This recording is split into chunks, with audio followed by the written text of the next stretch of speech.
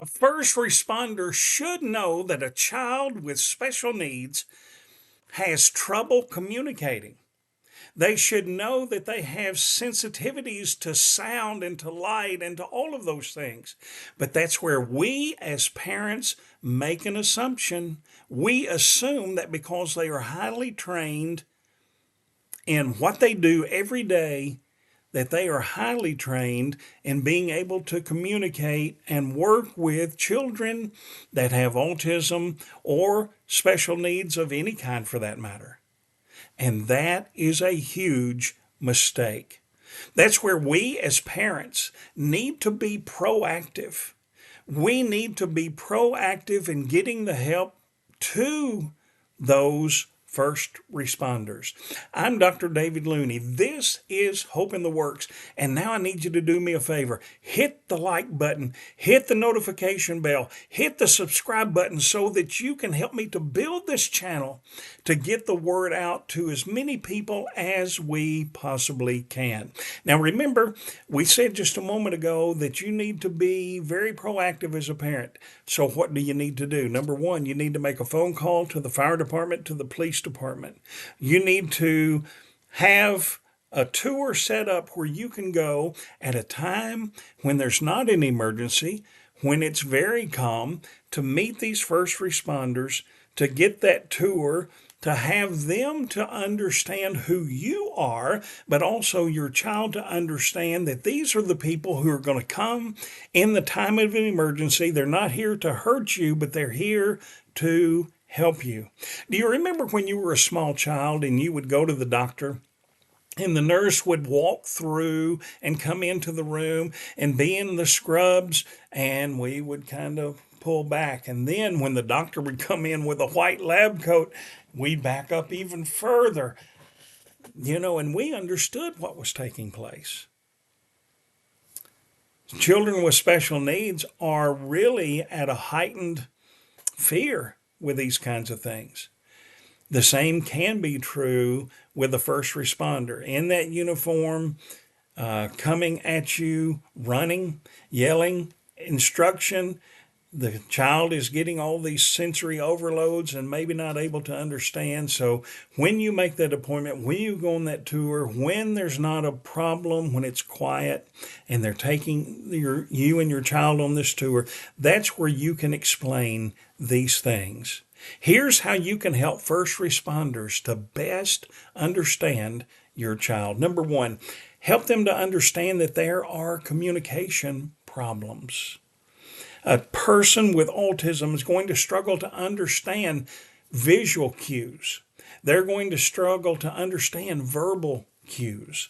They need to know, the first responders need to know that even though that first responder is standing right here at them, that they may be kind of looking off over here, or over there, or down here, or wherever the case may be, and not making that eye contact with that first responder. They're not trying to be obstinate. They're not trying to be frustrating. They're not trying to not do what is being asked of them. They just don't understand. So a first responder needs to understand that there are going to be some communication struggles. Use simple questions, simple language. Speak slowly. Speak with a soothing voice so that that child can understand, and use visual cues when it's possible to do so. Number two, not only is there going to be communication challenges, but number two, those sensory sensitivities, the bright lights, the loud noises, the yelling and screaming, all of those things are going to heighten those sensitivities. Our daughter absolutely hates the 4th of July. She loves to watch it on TV, to watch the fireworks, but we can control the sound and how loud. But when they're being shot in the neighborhood and it's right outside our door, pop, pop, pop, pop, pop, pop, it's this and this, or pacing back and forth. It's doing whatever she can to get as far away from those sounds as possible. Sometimes she'll even look at it and say, Mom and Dad, you're not scared, are you? You're not scared. No, we're not scared. Okay, I won't be scared either. And then, the next loud pop. And so we need to help first responders to understand that there are sensory sensitivities that create an overload for our children. Number 3, we need to help first responders to know about repetitive behaviors. Some people with autism may engage in repetitive movements, maybe the flapping of hands, maybe the rocking back and forth, maybe. And we dealt, and this was an extremely frustrating time. It's called echolalia. And echolalia is this. It's where you're being asked a question and you're waiting for the response. And the first responder may say, what's your name? And your child will say, what's your name? What happened here? Well, what happened here? Can you tell me if anything hurts? Can you tell me if anything hurts? You see, they just respond and they echo back what's being said to them. And that's where we need to help these first responders again to understand they're not trying not to help them. They just don't know what to do. So that's a repetitive behavior. It's a coping mechanism for your child, but it's a very frustrating situation for someone who's trying to help them in their time of need. Number 4, they can have anxiety meltdowns. They can. Unfamiliar situations, unexpected changes. Man, I got to tell you right now, children with autism love routine. They want to know what they're doing on Sunday, Monday, Tuesday, Wednesday, Thursday, Friday, Saturday. They want to know what's taking place. As a matter of fact, we still today, whenever we're going out and about with our child, we'll say, number 1, here's where we're going. Number 2, this is where we go next. Number 3, this is where we go. Then we're going to stop, number 4, and get some lunch. Number 5, we're going to come back home. And she will take that list, mark it off, mark it off, mark it off. And it helps her to stay on track. And it helps her with those anxiety issues because she knows what's going to take place.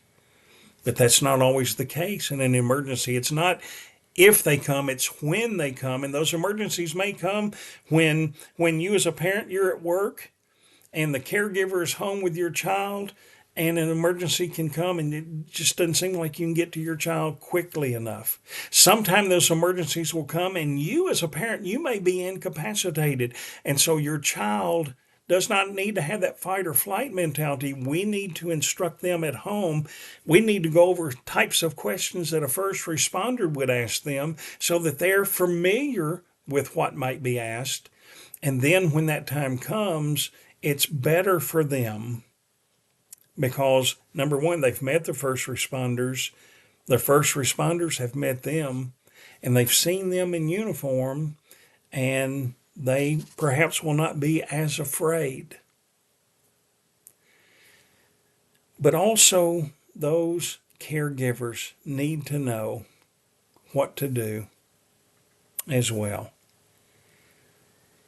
How can I best help these first responders? I can best help them by telling them to approach my child very calmly as possible and as patiently as possible. Avoid sudden movements. Don't lurch out at them. Be very patient with them. Don't be loud. Maintain a calm demeanor. Speak in a very soothing voice. Number 2, use clear and simple instruction.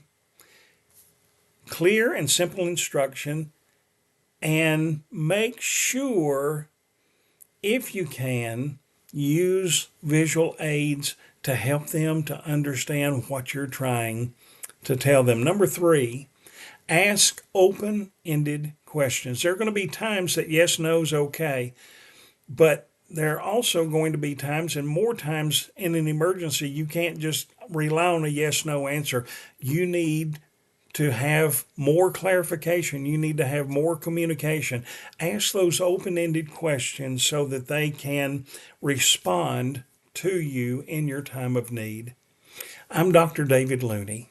This is Hope in the Works, and my job is to instill in you hope for today. I believe I've done that with the content of this video. So please like and subscribe. Please get the word out. That word of mouth is so vitally important. Help me to grow this channel so that I can help as many people as I possibly can. Now, the next video, come closer.